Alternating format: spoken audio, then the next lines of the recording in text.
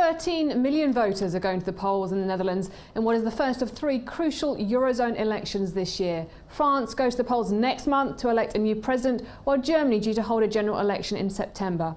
Well, David Lee is senior analyst at Control Risk and he joins us now. Thanks very much for joining us, David.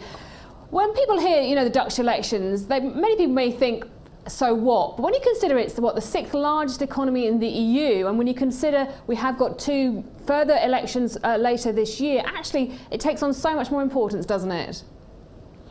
Yeah, absolutely. I think the key thing that people are looking at internationally about this Dutch election, obviously, is the performance of Geert Wilders, the populist leader, but I think it's about so much more than that. The election in the Netherlands, as you say, sixth largest EU economy, and there is the long-standing fact that you need a large coalition to make a government in the Netherlands.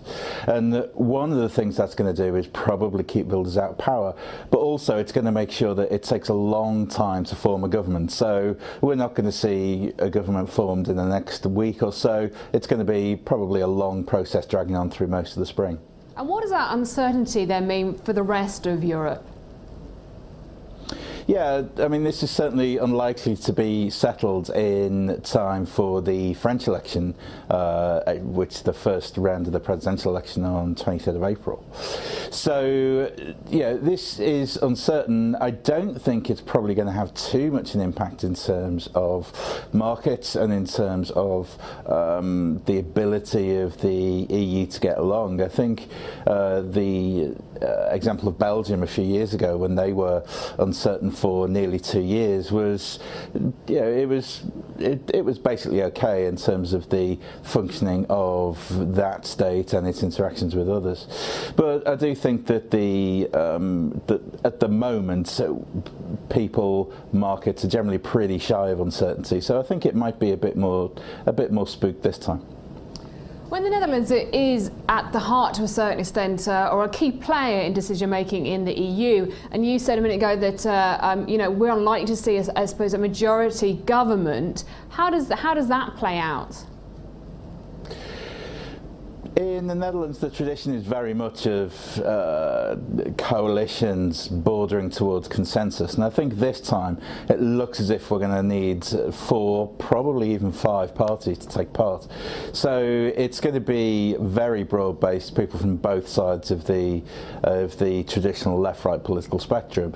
So I think probably what we'll get in the Netherlands is probably the incumbent Prime Minister remaining in power, Mark Rutte.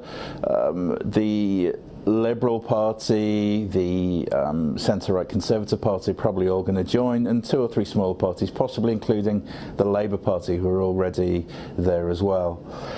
If the Labour Party does remain in power, in the coalition, that does create the possibility for Jeroen Dijsselbloem, who's chair of the Eurogroup of Eurozone finance ministers, to remain in his office, and pretty much everybody seems to want that on the Dutch level and on the European level as well. So that's one thing to look out for.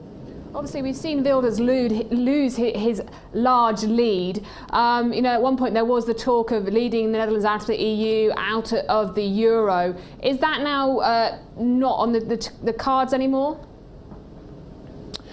I think the writing off of Wilders' chances in this election that some media outlets have been doing in the last 72 hours is probably a little premature. I still think it's possible that he's the largest party, although it's clear that his poll ratings have suffered, and we'll see if that does translate to the ballot box himself. But I do think it was always unlikely that Wilders would be able to form a government, lead a government. A referendum on Nexit, as he's said as one of his favourite terms, was always more complicated than just him finishing first in the election and forming a government that he liked and bringing a referendum motion through Parliament. So I don't think that was ever as realistic as some people made it out to be. Okay, definitely there. David Lee from Control Risks, thanks very much for joining us. Now, the polls close at 8 o'clock UK time tonight, but the results won't be formally announced until Tuesday, March the 21st.